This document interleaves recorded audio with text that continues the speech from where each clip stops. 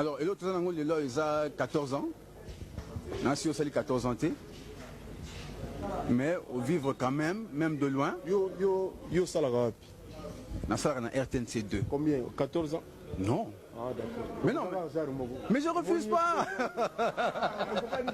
Mais non, mais je refuse pas. Mais je n'étais qu'à l'introduction de la question. Alors je continue. Nandar Loba, au sein de 14 ans. Oui. Nangana Yo, au sein de 14 ans, dans le quartier latin.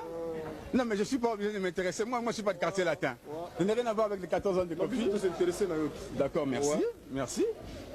Alors, je reprends ma question. Il y a 14 ans, on a été dans le quartier latin.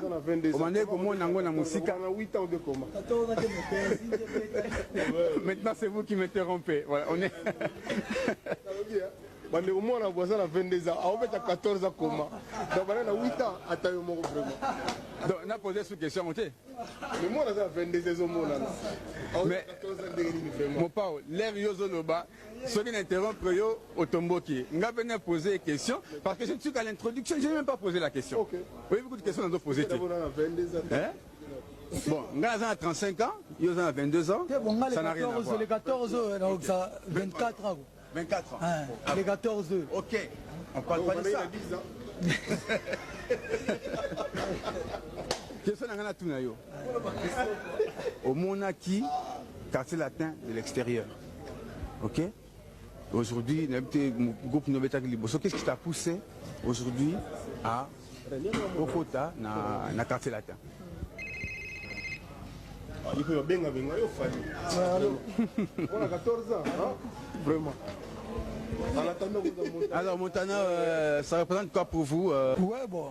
Tout le monde est bon. Au moins, il y a la mouki. Au boulot, on a âge au fond, on a au bonga.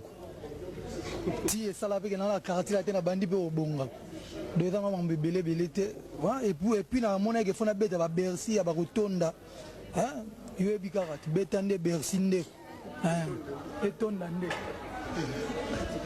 Donc, pour Nayo, en tant que chanteur, place où il y a Beta pour Obonga et les gars quartier latin. En tout cas, il y a un peu de place où c'est Zate. C'est sans polémique de place. Donc, il y a déjà des benz, quartier latin. Et puis 324, 230.